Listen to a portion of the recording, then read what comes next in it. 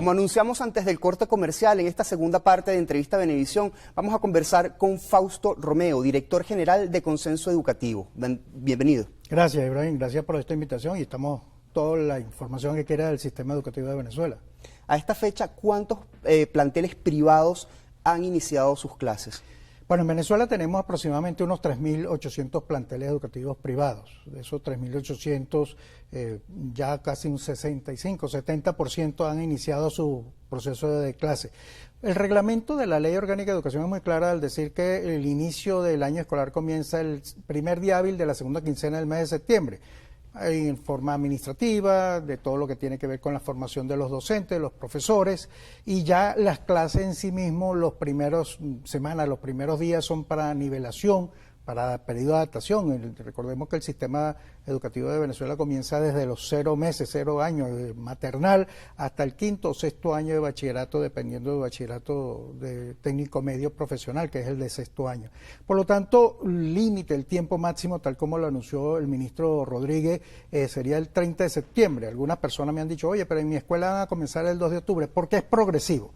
O sea, el 30 de septiembre deberían estar todos ya los maternales y preescolares y primaria a iniciar, y posiblemente el bachillerato sea en los primeros días de octubre, para hacer nivelaciones, adecuaciones, formaciones y ambientarse en cada uno de estos procesos para iniciar conjuntamente ya en esa semana de octubre. ¿Han recibido información sobre deserción escolar en los planteles privados?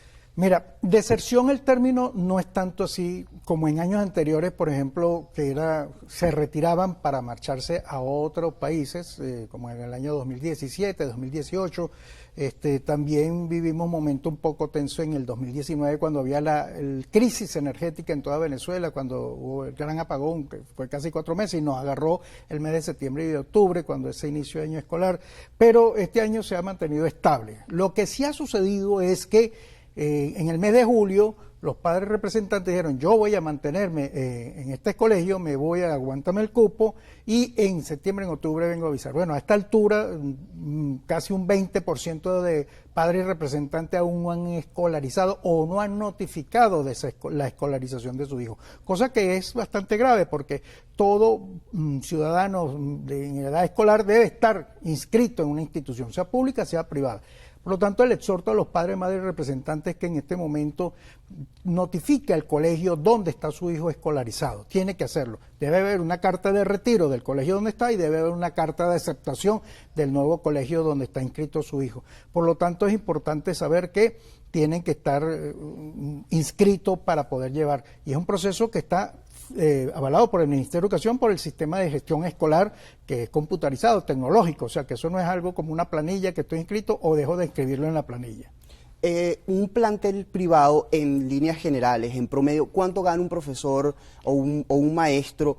¿Se han visto afectados por fenómenos como la migración o la crisis económica? Fíjate, te lo desprendo en dos partes. Uno de ellos es, por ejemplo, el déficit de maestros, de profesores de Venezuela, que es algo que nosotros venimos anunciando desde Consenso Educativo desde el año 2017. En el año 2017, como director general de Consenso Educativo, anunciamos al país y al Ministerio de Educación que hacían falta 120.000 docentes en ese momento. Bueno, hoy en día está ya por el orden de los 300.000, 280.000 docentes. Sin embargo, ¿qué ha sucedido? ¿Cómo ha suplido esa ausencia? Y lo seguimos viendo, o sea, vas a una escuela, invito a que vayan a la Escuela de Educación de la Universidad Central de Venezuela, o de la Católica, o de la Católica Andrés Bello, o de la Metropolitana, o cualquiera de las escuelas de educación que están en el sistema público venezolano, y verán que es poca la población que quieren estudiar educación, y eso repercute. ¿Qué es lo que sí existe? Lo que se llama profesional no docente, es decir, un ingeniero químico puede dar clase de química, un farmacéutico puede dar clase de biología, y eso es lo que nosotros en el sector de la educación privada ha cubierto hasta los momentos, y tiene una población ya de un 95%, para no decir 100, realmente cubierto a nivel profesoral. A nivel de sueldo, todos los años nosotros hacemos un presupuesto de funcionamiento en el mes de mayo, junio, por allí, presentamos eso a un comité de padres representantes, un comité económico, después se somete a consideración en una asamblea de padres representantes para aprobar el proyecto educativo, es lo que nosotros debemos aprobar, que tiene una esencia de un presupuesto que se diversifica en dos partes. Una parte que tiene que ver con todo lo que es incidencia laboral, sueldos, estatiques, salarios, liquidaciones, que por cierto el tema de la ley orgánica del trabajo es un tema bastante holgado porque nosotros tenemos maestros con 15, 18 años, 10 años trabajando y esas prestaciones sociales acumuladas nos repercute. Y ahora el nuevo ítem que es el 9% de la ley de pensiones. Eso te lo reconforta con un 70% y el otro 30% que son gastos operativos, luz, agua, teléfono, papelería, mantenimiento, infraestructura, alquileres, condominio, dependiendo de donde esté ubicado, pero también los servicios básicos que se han incrementado de alguna forma bastante vertiginosa.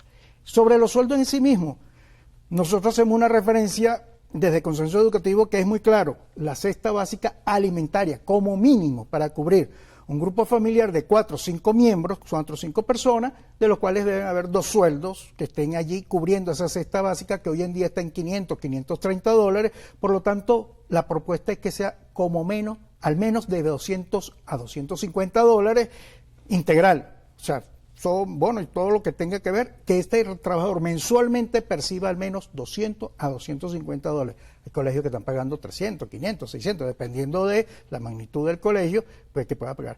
Y recordemos también ahí en una parte que el 40% de las instituciones educativas de Venezuela, públicas y privadas, están ubicados en sectores populares, vulnerables.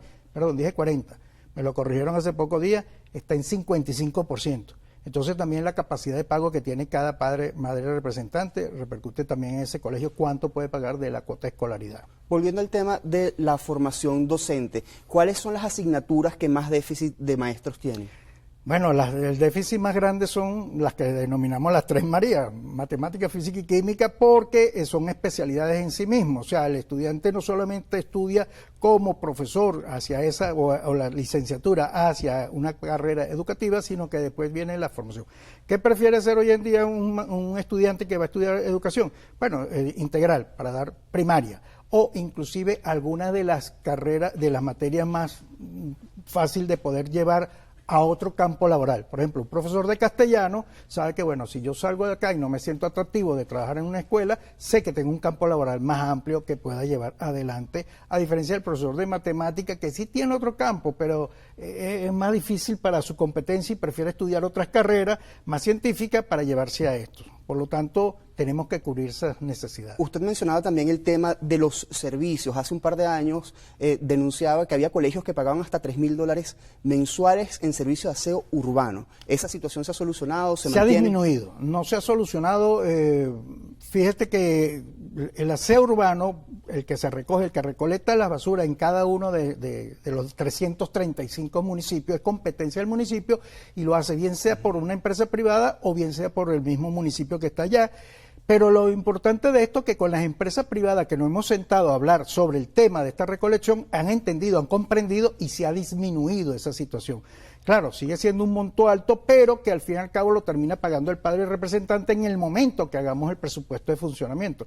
Por lo tanto, hay que entender que los servicios que se le presta a una institución educativa privada terminan pagándolo el padre representante. Al fin y al cabo, el resultado del sistema educativo no es para un propio beneficio del estudiante o del padre representante o de la institución, es del país. El país requiere de profesionales y un tema muy importante que debemos tener como una vertiente, con una necesidad para el próximo año escolar, es el currículo para que tenga el estudiante tenga una vocación de estudio desde el primer año de bachillerato para poder salir hacia la carrera que quiere ejercer. ¿Y otros servicios como agua potable o electricidad? ¿Cómo? Bueno, ese servicio, fíjate que aunque se está pagando $200, $300 en el Estado de Bolívar, indudablemente, bueno, hay estados donde tienen que pagar mensualmente la cuota, pero el agua no llega por tubería. Entonces llega cada 30, 40, 50 días, pero hay que tener unos camiones cisterna que el año pasado que estaban pagando, a lo mejor se le estaba pagando $50 por cada viaje de camión de cisterna, hoy en día está en $80, $100 en el mejor de los casos, y son 6, 7 camiones semanales que tengo que cubrir para poder abastecer en la institución. Entonces son temas que uno va sumando y que cuando después nos preguntan ¿por qué la institución educativa tal está cobrando tan alto? Bueno, revisemos todo lo que es la parte operativa y revisemos realmente la ley de pensiones, por ejemplo, que nos impusieron a todos por igual, al 9% que tenemos que estar aportando, que por cierto, tengo una propuesta desde Consenso Educativo que queremos planteárselo al Ministerio de Educación y al Estado venezolano. O sea, en Venezuela son aproximadamente 85.000 trabajadores del sector privado. De eso, con el 9%, en función de un promedio de $160, da aproximadamente 18 millones de dólares mensual. De esos 18 millones de dólares mensual, hay 220.000 jubilados y pensionados del Ministerio de Educación, entre obrero, administrativo y docente. Bueno, eso representa más o menos entre 70 a 80 dólares mensual que podría darlo, que sería un gran aporte, pero bajo el esquema de un fondo manejado entre el Ministerio de Educación, los jubilados y el sector privado para que pueda impulsarse. Es decir, un fondo fiduciario administrado entre estas tres organizaciones por un banco del Estado venezolano, no por medio del CENIA, porque el CENIA está recogiendo todo ese dinero para repartirlo entre todos los jubilados, cuando solamente el Ministerio de Educación tiene 220.000 jubilados. ¿Han tenido acercamientos con el Ejecutivo en este sentido? Permanentemente nosotros nos hemos sentado desde varios ministros que han pasado en la gestión del Ministerio de Educación, gracias a Dios han sido periodos largos que han estado los ministros en los últimos años y mantenemos el contacto con el ministro Héctor Rodríguez en su primera gestión, se hubo buen acercamiento, aún no nos hemos reunido con el ministro, teniendo el corto tiempo que está gestionando para el inicio del año escolar, pero Dios mediante en poco tiempo estaremos seguramente reunidos con él. Gracias por habernos acompañado. Gracias a ustedes por invitarme y bueno, éxito y que siga siempre el sistema educativo vertiente como primera información del país. Fausto Romeo, director general de Consenso Educativo. A ustedes, gracias por su atención. Será hasta una próxima edición de Entrevista Venevisión. Continúen bien informados con Noticias Venevisión.